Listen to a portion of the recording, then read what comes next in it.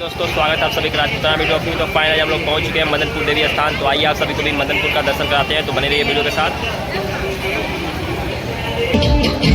श्याम देहाती अजर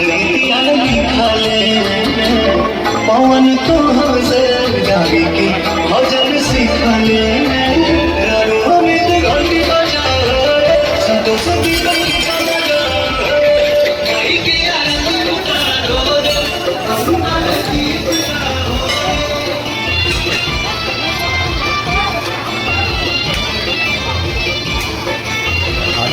कराने जा रहे हैं। उत्तर प्रदेश और बिहार राज्य के सीमावर्ती क्षेत्र के वाल्मीकि टाइगर रिजर्व के समीप घने जंगलों के बीच स्थित मां मदनपुर देवी के प्रसिद्ध मंदिर की यूपी बिहार ही नहीं बल्कि नेपाल देश से भी बड़ी संख्या में श्रद्धालु यहाँ साल के 12 महीने माता के दर्शन के लिए आते रहते हैं। ऐसी मान्यता है कि माँ के दरबार में सच्चे मन से मांगी हुई मुरादें देवी माँ जरूर पूरी करती हैं। हिंदू धर्म के अनुसार शारदीय नवरात्र और रामनवमी दोनों ही नवरात्रों का अपना एक विशेष महत्व है और इन दोनों ही नवरात्रों में मां मदनपुर देवी के दर्शनों के लिए आने वाले भक्तों की संख्या लाखों में पहुंच जाती है।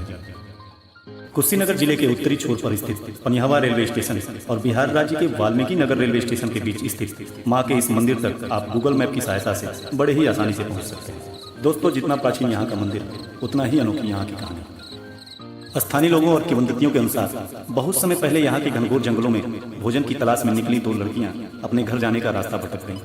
अंधेरा होने को था और जंगल में भटकते भटकते इन लड़कियों की मुलाकात एक वृद्ध महिला से हुई जो स्वयं मां जगदम्बा ही थी। माता ने स्वयं ही इन लड़कियों को भोजन की उपलब्धता कराते हुए उनके घर जाने का मार्ग बताया।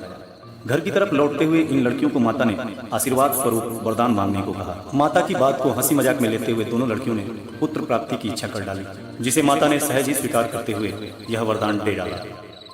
अविवाहित इन दोनों ही लड़कियों को 9 माह पश्चात 2 पुत्रों की प्राप्ति हुई। लोकलाज के डर से इन दोनों ही लड़कियों ने अपने अपने पुत्रों को वापस जंगल में छोड़ दिया। कहा जाता है कि माँ की महिमा अपरंपार है। इन दोनों ही पुत्रों को माता ने स्वयं ही पाल पोस कर बड़ा कर दिया। कालांतर में इन्हें ही रहसु भगत और भीमा भगत के नाम से जाना गया। यह माता का आशीर्वाद ही था कि उदर पूर्ति के लिए रहसु गुरु और भीमा गुरु बाघों के गले में सर्प बांधकर धानों की मड़ाई किया करते थे। उस समय जंगल का यह क्षेत्र राजा मदन सिंह के राज्य के अधीन था। धीरे धीरे बाघों से धानों की मड़ाई की बात राजा मदन सिंह के कानों तक पहुंची। मौके पर ही राजा अपने सैनिकों के साथ जंगल में पहुंचे और बाघ दौरी का यह दृश्य देखकर अचंभित हो गए। सच्चाई जानने और इस अद्भुत रहस्य से पर्दा उठाने के लिए राजा मदन सिंह ने रहसु गुरु से जिद कर डाली। रहसु गुरु ने पूरे राज्य के सर्वनाश होने की बात राजा से कही और राजा मदन सिंह को काफी समझाने का प्रयास किया, लेकिन राजा ने उनकी एक ना सुनी और सजा देने की बात करते हुए अपनी जिद पर अड़े रहे। थक हार कर रहसु गुरु ने देवी का आह्वान किया, जिस पर देवी मां रौद्र रूप धारण करते हुए कामाख्या से चल पड़ी। खनवार होते हुए मां थावे तक आ पहुंची। देवी के थावे तक आ पहुंचने की बात रहसु भगत ने राजा को बताते हुए एक बार फिर से चेतावनी दी, लेकिन राजा ने उनकी एक ना मानी। राजा के जिद के कारण माता ने रहसु गुरु का सिर फाड़ते हुए हाथ का कंगन दिखा दिया, जिसे देखकर राजा की मृत्यु हो गई और इसके बाद राजा का पूरा परिवार और सारा साम्राज्य तहस नहस हो गया। देवी माँ के इस प्रकोप से बचते हुए राजा के परिवार में केवल उनकी गर्भवती बहू किसी तरह से बिहार के बड़गांव स्टेट तक पहुंची, जिनका पीछा करते हुए माता भी लहुआर होते हुए बड़गांव तक आ पहुंची। बहू को गर्भवती देख मां ने उसे माफ कर दिया और यहीं के मदनपुर जंगलों के बीच पिंडी रूप में स्थापित हो गई। काफी समय के बाद जंगल में गाय चराने गए हरिचरण नाम के एक व्यक्ति की नजर माता की पिंडियों पर पड़ी, जहां उसकी एक गाय पिंडियों पर अपना दूध गिरा रही थी। इस अद्भुत दृश्य को देखकर हरिचरण ने माता की पिंडियों के आसपास की सफाई करते हुए माता की पूजा अर्चना शुरू कर दी।